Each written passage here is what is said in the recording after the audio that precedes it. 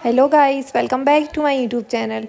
सो guys, मैंने सोचा कि आज मेरी डीआई थोड़ी कंप्लीट हो गई है, मतलब हाफ़ कंप्लीट हो गई है। और पज़ल भी मैंने देख ली थी एक दो क्लास। तो अब मुझे ऐसा लग रहा है कि मुझे आईबीपीएस क्लर्क का मॉक देना स्टार्ट कर देना चाहिए। मतलब ऐसे तो नहीं कर पा रही हूँ मैं अभी कि एक दिन में 2 से 3 मॉक दे दूँ, लेकिन क्योंकि मुझे ये अभी बाकी की डीआई की क्लास और पज़ल की क्लास कंप्लीट करनी होती है, तो मैंने सोचा कि एक दिन में एक मॉक देना ही ठीक रहेगा। तो मैंने वो मॉक दिया था आज, और उसका रिज़ल्ट देखकर तो मैं क्या ही बोलूँ। अब आपको बताऊँगी लास्ट में कि मेरा रिज़ल्ट कैसा रहा। और पहले तो मैं सोच रही थी कि इजी रहेगा, क्योंकि मैंने सोचा था कि एसबीआई से तो थोड़ा इजी रहेगा आईबीपीएस क्लर्क का एग्ज़ाम, मतलब जो मॉक रहता है वो। लेकिन ऐसा नहीं हुआ था, ये भी उतना ही टफ़ था जितना एसबीआई क्लर्क के मॉक आते थे। और ये तो मुझे पता चल गया था एग्ज़ाम में जाके कि जैसे मॉक आते हैं टफ़, वैसे एग्ज़ाम नहीं आते हैं, एग्ज़ाम उससे इजी आते हैं। लेकिन मैं क्या करूं, मैंने सबसे इजी जो प्लेटफॉर्म होता है मॉक का, उसी पे प्रैक्टिस मॉक उसी पे लगाए थे मॉक।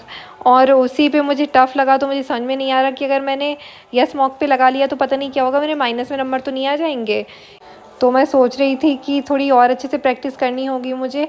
तो फिर मैंने आज ड्रिल भी लगाई थी, लेकिन ड्रिल तो मैंने सिर्फ मैथ्स की लगाई थी और शायद रीजनिंग की भी लगाई थी, वो मैं लास्ट में बताऊंगी, मुझे भी अभी अच्छे से याद नहीं। और फिर मैं आईबीपीएस क्लर्क का मॉक निकाल रही थी और यहाँ पे सामने आ गया एलआईसी एओ का। तो मैंने सोचा कि नहीं, उसका मॉक तो आज मैं नहीं देने वाली हूँ, अभी मैं आईबीपीएस का दूंगी। मैं सोच रही थी थोड़ा अच्छे से टाइम मैनेजमेंट हो जाए, तो एक मैं आईबीपीएस क्लर्क का दे दूँ और एक एलआईसी एओ का दे दूँ।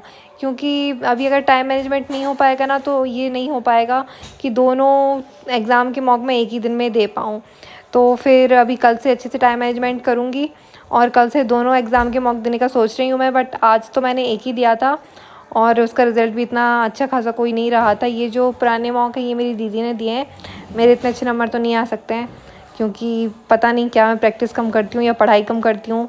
अभी नवरात्रि है तो मैं थोड़ा घूमने में भी ध्यान देती हूँ, मतलब मैं डेली रात में घूमने निकल जाती हूँ।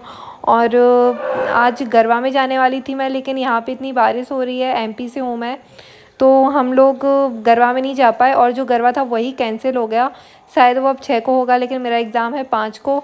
पता नहीं है वापस पेपर ये आ पाऊँगी या नहीं 6 को, तो अभी मुझे कंफर्म नहीं है मैं गरबा में जाने ही वाली हूँ या नहीं। और फिर मैंने फटाक से जो मॉक था वो स्टार्ट किया, और इसमें भी पहले रीजनिंग आ गई थी। मुझे ऐसा लगा इंग्लिश ही आएगी, मैं पढ़ती नहीं हूँ जब मैं मॉक स्टार्ट करती हूँ तब। और फिर जैसे ही मैंने ये ओपन किया, मॉक स्टार्ट किया, वैसे ही मेरे सामने अचानक से रीजनिंग आ गई। मैंने पेन कॉपी उठा के नहीं रखे थे साथ में, फिर मुझे कल की तरह पॉज करके और पेन कॉपी ढूंढनी पड़ी। उसके बाद मैंने वापस से स्टार्ट किया, और इसमें तो हालत बहुत बुरी थी, क्योंकि जो रीजनिंग आ गई थी उसमें मैंने 11 ही अटैम्प्ट किए थे बस, उनमें से शायद 1-2 गलत निकल गए थे या एक गलत निकला था आई थिंक। लेकिन सबसे बड़ी प्रॉब्लम ये है कि मैंने अटैम्प्ट ही कम किए थे। मतलब रीजनिंग तो हमारे हाथ का सब्जेक्ट होता है, उसमें तो हम जितने चाहें उतने ज़्यादा नंबर ले सकते हैं, लेकिन मैं ऐसा नहीं कर पा रही हूँ और मुझे नहीं पता मैं क्यों नहीं कर पा रही हूँ। मैं इसकी ड्रिल भी लगाती हूँ, प्रैक्टिस भी करती हूँ, सब करती हूँ, बट मेरी स्पीड नहीं बढ़ पा रही है ये रीजनिंग में। और मैथ्स में तो डीआई मैं समझ रही हूँ और करने की कोशिश भी करती हूँ, बट ऐसी मुझे डीआई जब मैं मॉक में लगाती हूँ मुझे और ज़्यादा वो डरावनी दिखने लगती हैं। मतलब ऐसा लगता है ख़तरनाक सी कि ये मैं सॉल्व नहीं कर पाऊँगी। और जब मैं ऐसे क्लास देखती हूँ और ऐसे सॉल्व करती हूँ जो क्लास में पढ़ा है, वो मुझे ईजी लगती हैं। डीआई की मतलब मुझे बहुत ज़्यादा प्रैक्टिस करने की ज़रूरत है। और बाकी रीजनिंग में क्या हो रहा है मुझे अभी भी समझ में नहीं आ पा रहा है, क्योंकि मैं प्रैक्टिस भी करती हूँ, ड्रिल भी लगाती हूँ, सब कुछ सॉल्व करने के बाद भी इसमें कोई इम्प्रूवमेंट नहीं हो रहा है। तो अब पता नहीं क्या ही होने वाला है, मुझे क्या ही करने की ज़रूरत है, तब कहीं जाके इसमें इम्प्रूवमेंट हो पाएगा। और ये मॉक मैंने दिया उसके बाद मैं बहुत ज़्यादा डिमोटिवेट हो गई थी, क्योंकि रीजनिंग में तो फिर भी ठीक है, मैंने इसमें 11 क्वेश्चंस कर लिए थे। लेकिन जब मैंने मैथ्स का सेक्शन किया तो मैं इतनी ज़्यादा डिमोटिवेट हो गई, क्योंकि मैथ्स में मैंने बस 6 क्वेश्चंस किए। मतलब सीरियसली 6 क्वेश्चंस तो मैं ड्रिल लगाती हूँ जब नहीं करती हूँ। ड्रिल में भी मैं कम से कम 20 मिनट में 19 से 18 क्वेश्चंस कर लेती हूँ, लेकिन मैं जब मॉक लगा रही थी तब मैं ऐसा नहीं कर पाई, वो भी पता नहीं क्यों ऐसा हुआ। और इसमें 2 डीआई आई थी, और दोनों डीआई मुझे ऐसी लग रही थी कि मैं इनको सॉल्व नहीं कर पाऊँगी, बहुत ज़्यादा टफ़ लग रही थी।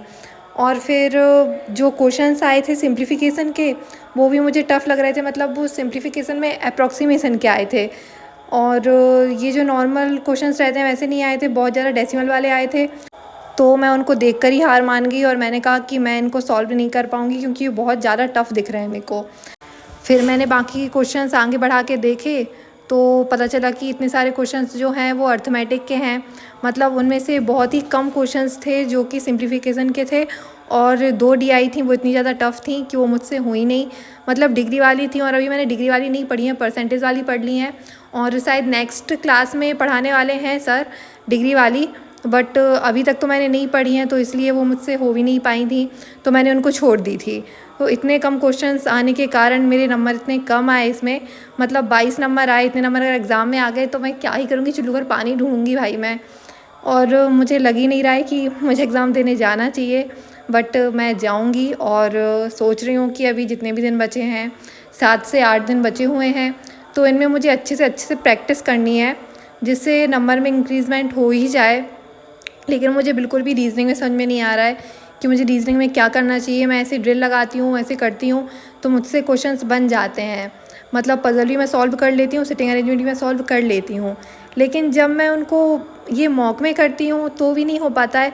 और साथ ही ऐसा मैथ्स में भी हो रहा है मेरे साथ। चलो डीआई का तो समझ में आता है कि डीआई अभी मैंने पढ़ी नहीं है वो वाली, लेकिन ये जो सिंप्लीफिकेशन में मैं नहीं कर पाती हूँ वो मुझे बिल्कुल ही समझ में नहीं आता है कि क्या है। या फिर शायद ऐसा है कि मैं जो स्किप करती हूँ वो क्वेश्चंस टफ़ होते हैं और मॉक में वही आ जाते हैं और मैं जो ड्रिल लगाती हूँ उसमें इजी सॉल्व करती हूँ। और फिर मैं ड्रिल लगाने लगी थी इसके बाद, क्योंकि मुझे प्रैक्टिस ज़्यादा से ज़्यादा करनी है। और इसमें पता नहीं क्या हो रहा है, ये आईडी बार बार लॉग आउट हो जाती है, इसे बार बार लॉग इन करो उसके बाद सॉल्व करो।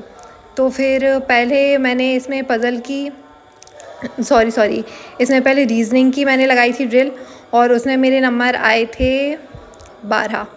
मतलब मैंने 12 क्वेश्चन सॉल्व किए थे और इसमें मैंने स्किप भी किए थे क्वेश्चन। स्किप करना गलत है, शायद इसी की वजह से मेरे मॉक में नंबर कम आ रहे हैं, बट फिर भी मैं कर ही देती हूँ स्किप। और फिर बाकी मैंने इसके बाद लगाई थी मैथ्स की, और मैथ्स में डेली तो मेरे ठीक आ जाते थे। मतलब मैं 20 मिनट में 18 से 19 क्वेश्चन कर लेती थी सॉल्व, लेकिन आज ऐसा नहीं हो पाया था।